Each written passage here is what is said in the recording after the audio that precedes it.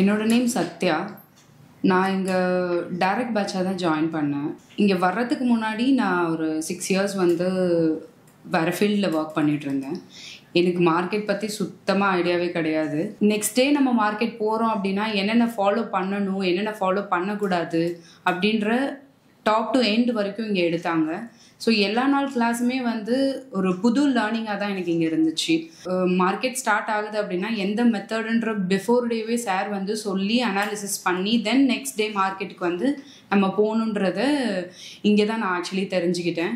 Trend base method இப்போ நான் suppose வந்து நான் ஈவன் இன்ட்ராடே போகிறேன், இல்லை ஆப்ஷன் போகிறேன், இல்லை கமாடிட்டி போகிறேன். ஸோ எண்ட் டு எண்ட் எல்லாமே இங்கே எப்படி பிஃபோர் டே நம்ம அனாலிசிஸ் பண்ணி நெக்ஸ்ட் டே போகணும் அப்படின்றத கிளியராக இங்கே எனக்கு கொடுத்தாங்க.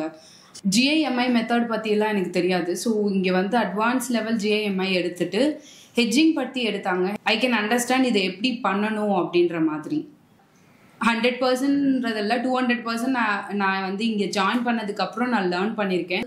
மார்க்கெட்டில் நான் இன்வெஸ்ட்மெண்ட் பண்ண போகிறேன், வெதர் அது ஸ்டாக்காக இருக்கட்டும் இல்லை வந்து கமாடிட்டியாக இருக்கட்டும். ஸோ பிஃபோரே நான் என்ன அனாலிசிஸ் பண்ணணும் அப்படின்றத நான் இங்கே லேர்ன் பண்ணிட்டேன்.